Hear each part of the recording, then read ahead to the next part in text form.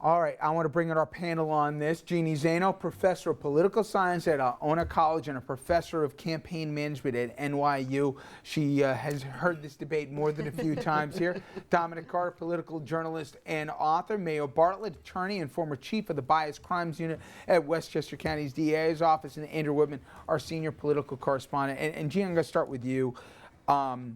The affordability of college and the trade-offs, the questions about what's worth it and what's not. I'm not trying to date you here, but it has changed a lot in the years since you've been in education, hasn't it? It absolutely has. And you know, I think what President Obama is proposing is a very good first step, but it is just that. This is a crisis in our country. You're talking about $1 trillion in student debt. And if you think about when I was an undergraduate, you know, not that long ago, but it was, you know, you could go to a public university. May, right? Yeah, just a couple of years ago, Richard, please. But you could go for, you know, under $10,000, $10,000 to $15,000 for the top public universities. You cannot do that anymore. And so what we're doing is we are graduating, you know, undergraduate students, and you need a degree to get a good job in this country, but they're getting jobs that they can barely pay back their loans, let alone buy a house, buy a car, afford to invest in their future, afford to have families. You've seen the kids. You don't have to put a name to them, but they come in, the parents are up to here in it, or they're up to here in the debt when they get out. The jobs they'll take right away, the choices they'll make, right? The putting off of getting the house or even getting married, we were talking about this before. It's changing the calendar of life for these people, right? It absolutely is. I was just listening to a study where they said when you were 29, you know, about 40, 50 years ago, a 29-year-old could have a family, a mortgage, a car, you know, on their way to having a good life. That is no longer the case for these kids. They are swimming in debt. You mentioned $29,000 in debt. Many of these kids get out. It's hard to get a job for $20,000, $25,000 a year. If you're lucky, you get one for $40,000 a year. And how do you afford to live on that? They're living with their families. They can't afford to make ends meet, let alone pay back these loans. So, and you know, the president is a good first step, but that is just a first step. We cannot have college tuition this high. For this to work, college has, Congress has to get involved in the first signs, Dom, aren't good. But give a frame of reference. You're a proud Syracuse graduate. Your daughter, definitely Brain's family, is also, but given that window of time, when you were a freshman, what the tuition was versus what it was for your daughter? Just a couple of years ago, right? Okay, well, I'm glad you asked me that question. When I went to school, I was the first one in my family to go to college.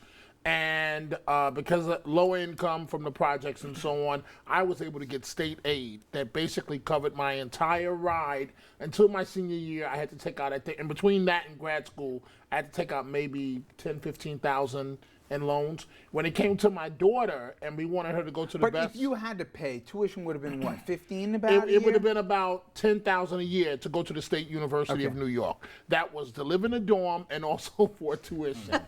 So when it came time for my daughter, when it came time for my daughter to go, and we wanted her to go to the best communication school, to go to Syracuse, $50,000 a year. And let me tell you something, Richard, I'm not embarrassed to admit it. They want their money. If you're 5 days late, your daughter is not registering. I can tell you about the phone calls in the middle of the day. Daddy, all my girlfriends registered, and I can't register. I'm so embarrassed because you didn't pay the bill. And all the kids know, $50,000 a year. $50,000 a year. And I remember... That's undergrad. That's undergrad. Yeah. I remember arguing with my wife because my wife wanted to go the student loan route, and I wanted to just pay it. So we just paid it, but we learned for grad school. One of the best kept secrets in New York is the City University of New York Journalism School for a master's. That was only $12,000 for the entire program. You know, we focus a lot on the loans, which is, as Jeannie said, I think a good start. But we haven't really addressed why the cost of tuition has accelerated so much. I mean, I think it's something like 10,000% higher than in the 80s and the 90s. He said, Andrew, and I know there's more than just this reason, but the interview said where states used to fund higher education in bigger numbers, they've cut back. I think North Dakota is the only state that hasn't since the recession. It's more than that. I'm sure Gina will tell us, but that's a big part of it. Why are we in this box? That's certainly part of it. And there's also a sense that these are nonprofit institutions, but they essentially are profitable because they take the money that they make, the excess money, and they put it into paying off their faculty, paying off their administrators, and capital improvements that enable them to be more attractive to get more students going. Right, yeah. You've seen this, right? I mean, even, we don't have to put names, even attorneys. You figure you finally you're in one of those safe professions, a doctor or the attorney, right here. And you're even seeing with young attorneys that the crushing debt from both, obviously, the undergrad and then they go to law school. And it frames the decisions that they'd make for whatever career, even if they want to go in law, right? Absolutely. There are attorneys. There's one young man I know who says he has a mortgage on a home he can't live in, and that he's afraid to ask his girlfriend to marry him because if you combine their debt, it's about $500,000.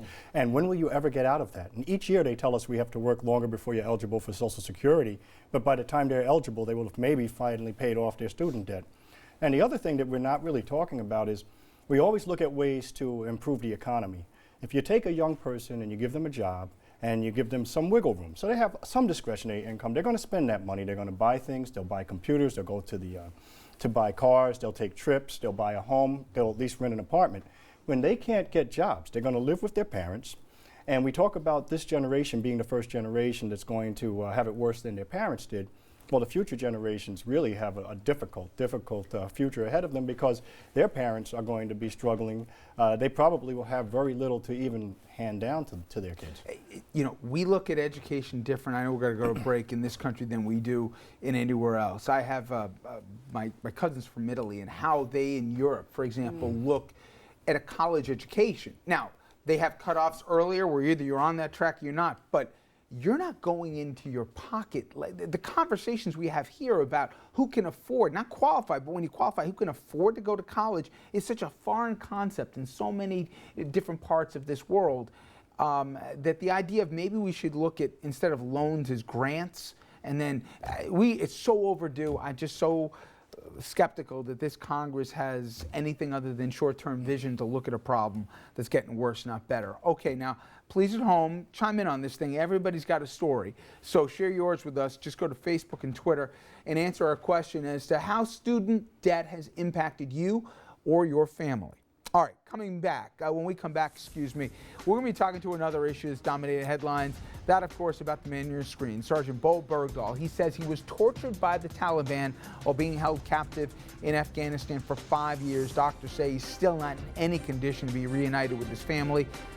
But many questions still remain. Did the media indict this man too early? Could the U.S. have handled the hostage crisis differently? And is it necessary sometimes to negotiate with terrorists? Well, policy analyst and author Mitchell Reese, he speaks to us about that very story, as well as his book here on the exact same subject. We'll talk about that after this.